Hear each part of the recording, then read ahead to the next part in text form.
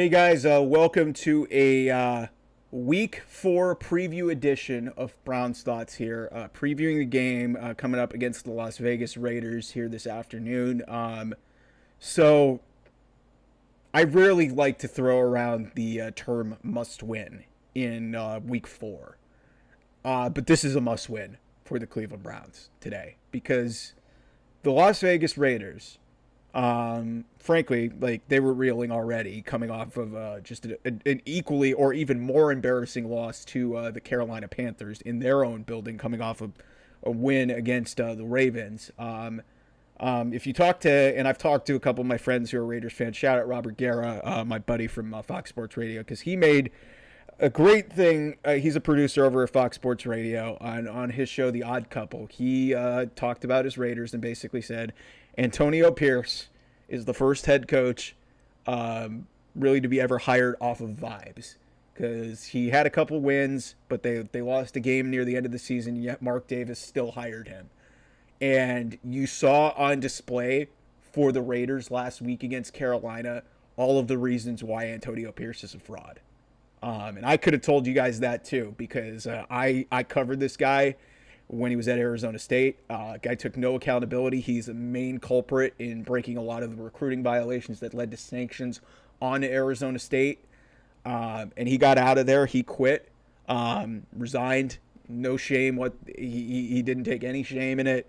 Went and got a job in the NFL. No accountability whatsoever. And then he's able to benefit from Josh McDaniels getting fired early. He wins a couple games near the end of the year, and he's able to parlay that into a job because he let his guys smoke a couple of cigars in the locker room, and his best player likes him. Congratulations. Congratulations. And you get a big win against the Baltimore Ravens, and, you know, Robert, my friend, basically points out, yeah, you know what? This is literally what the Raiders do. And, you know, it's kind of fitting that the Las Vegas Raiders and the Cleveland Browns are playing in this spot, coming off equally or at least comparable terrible losses in their own buildings. Because now both teams are banged up.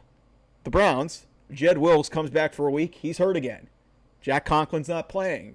So you're down to backup tackles again. Great. So that's going to be great to give a built-in excuse for Deshaun Watson, who still sucks. David Njoku's not going to play. But then the Raiders, Davante Adams, one of the best wide receivers in the entire league, out for this game. He's out. Max Crosby, one of the best defensive players in the league, he's out. The two best players for the Raiders are not playing in this game. It's just, man. And then you take a look at this, another reason why this is a must-win game for the Cleveland Browns. I know I kind of went off on a tangent there to kind of just, explain, like, just, how much of a mess the Raiders are to compare it to the Cleveland Browns. But the Raiders, through 3 games this season, as a defense, with a defensive head coach, by the way, have given up 378 yards passing a game. That is bottom 3 in the league. And they have given up 152 yards rushing per game, which is bottom of the league. It's bottom 3 in the league. So if you're the Cleveland Browns and they've given up, and the Raiders have given up 27 points a game, which, let me check this again, is fifth last in the league, is 5th worst in the league. So bottom 5 in every major statistical category. So if you're the Cleveland Browns and you're Kevin Stefanski going into this game, this should be very simple. Make this as easy as possible for Deshaun Watson. Do not make this complicated. Do not try to outthink the room. You are a better team.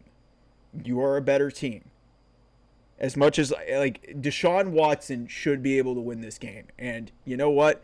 If he doesn't throw for 200 yards, I might even be willing to give him a pass in this game, because it should not be that hard to do this. If Deshaun Watson goes out and balls and has a great game, congratulations. I won't put a lot of stock in it because it's the Raiders down their best defensive player.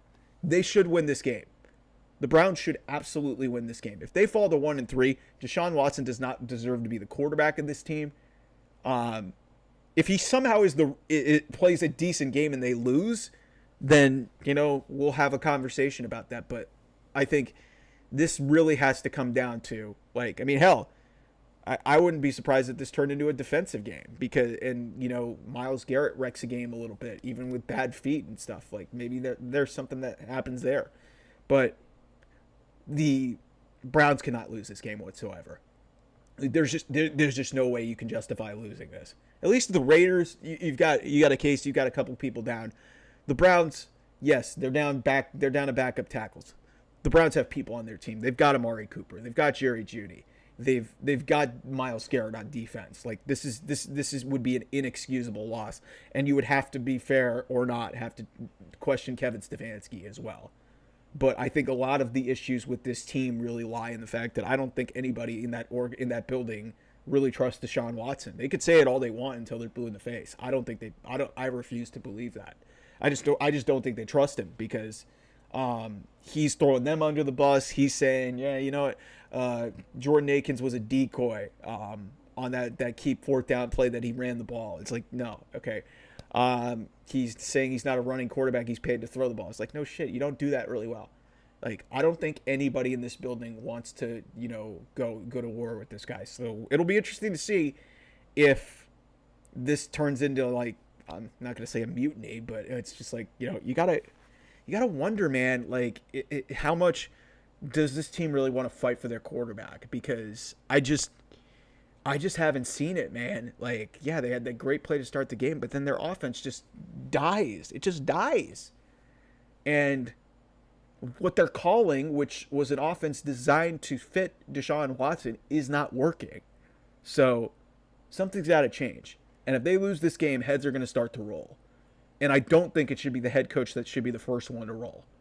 Normally that's what it is in these cases, but Kevin Stefanski is not the problem. That guy has proven himself in two separate seasons. He went to the playoffs with Baker Mayfield. He went to the playoffs with Joe Flacco and a bunch of other quarterbacks in place of Deshaun Watson. Hell, PJ Walker came into the same game that Deshaun Watson stunk in and won the game.